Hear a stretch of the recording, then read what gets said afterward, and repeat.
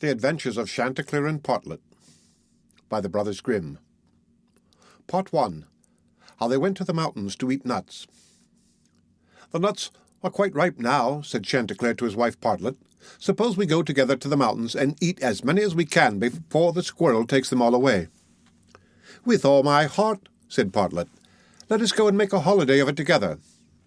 So they went to the mountains, and as it was a lovely day, they stayed there till the evening. Now whether it was that they had eaten so many nuts that they could not walk, or whether they were lazy and would not, I do not know. However, they took it into their heads that it did not become them to go home on foot. So Chanticleer began to build a little carriage of nutshells, and when it was finished, Partlet jumped into it and sat down, and bid Chanticleer harness himself to it and draw her home. "That's a good joke," said Chanticleer. "No, that will never do. I had rather by half walk home. I'll sit on the box and be coachman if you like, but I'll not draw."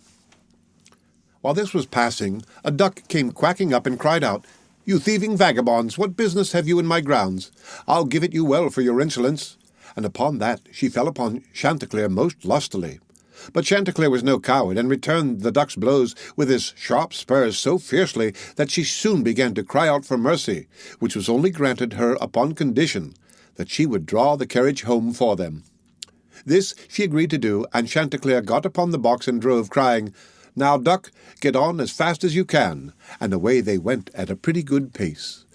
After they had travelled along a little way, they met a needle and a pin walking together along the road, and the needle cried out, "Stop, stop," and said it was so dark that they could hardly find their way, and such dirty walking they could not get on at all.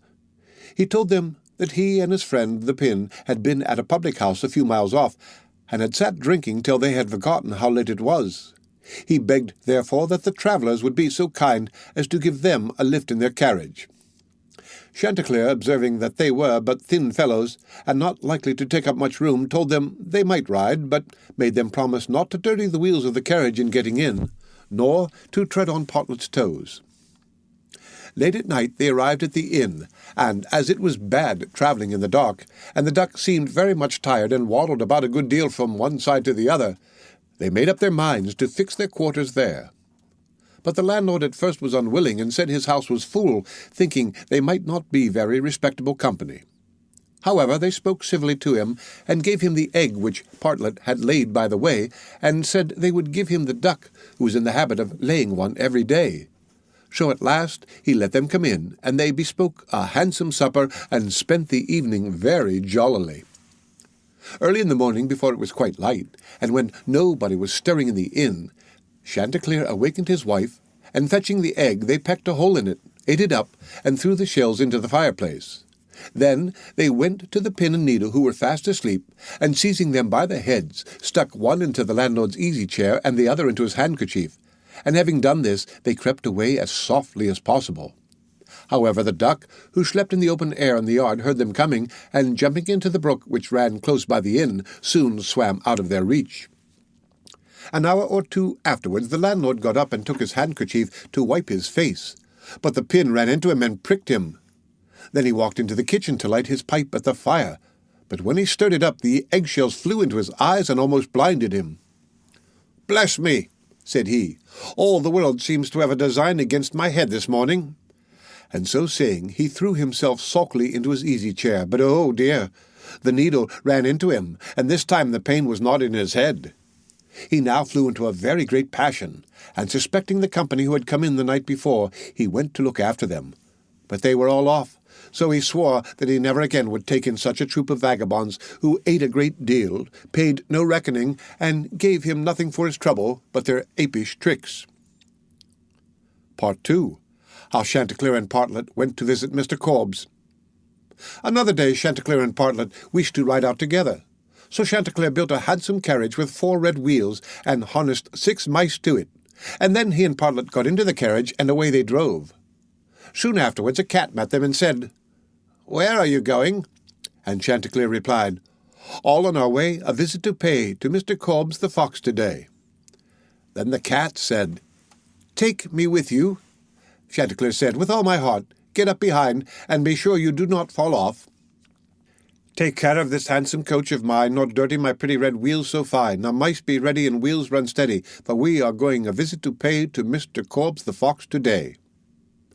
Soon after came up a millstone, an egg, a duck, and a pin, and Chanticleer gave them all leave to get into the carriage and go with them. When they arrived at Mr. Korbes' house, he was not at home, so the mice drew the carriage into the coach-house.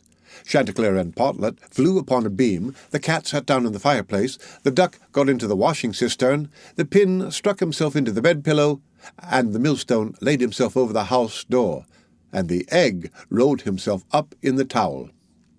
When Mr. Korbes came home, he went to the fireplace to make a fire, but the cat threw all the ashes in his eyes. So he ran to the kitchen to wash himself, but there the duck splashed all the water in his face. And when he tried to wipe himself, the egg broke to pieces in the towel all over his face and eyes. Then he was very angry, and went without his supper to bed. But when he laid his head on the pillow, the pin ran into his cheek. At this he became quite furious, and, jumping up, would have run out of the house, but when he came to the door, the millstone fell down on his head and killed him on the spot. Part 3. How Partlet died and was buried, and how Chanticleer died of grief. Another day Chanticleer and Partlet agreed to go again to the mountains to eat nuts, and it was settled that all the nuts which they found should be shared equally between them. Now, Partlet found a very large nut, but she said nothing about it to Chanticleer, and kept it all to herself.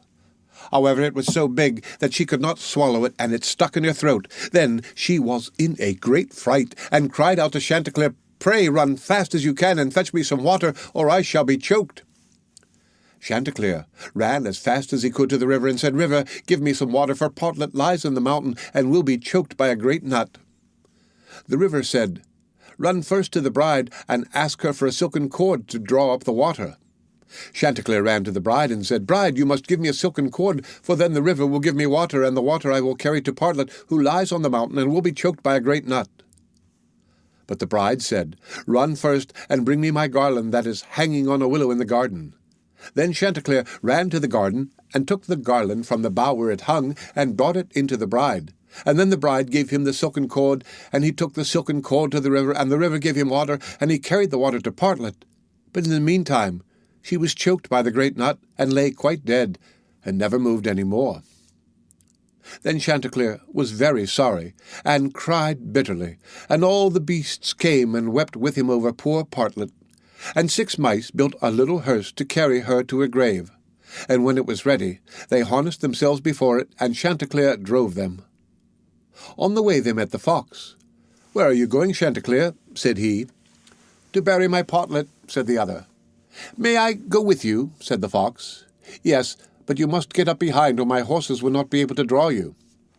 Then the fox got up behind, and presently the wolf, the bear, the goat, and all the beasts of the wood came and climbed upon the hearse.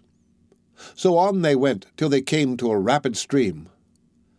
"How shall we get over?" said Chanticleer. Then said a straw, "I will lay myself across, and you may pass over upon me." But as the mice were going over, the straw slipped away, and fell into the water, and the 6 mice all fell in and were drowned. What was to be done? Then a large log of wood came and said, "I am big enough, I will lay myself across the stream, and you shall pass over upon me." So he laid himself down, but they managed so clumsily that the log of wood fell in and was carried away by the stream. Then a stone, who saw what had happened, came up and kindly offered to help poor Chanticleer by laying himself across the stream, and this time he got safely to the other side with the hearse, and managed to get Partlet out of it.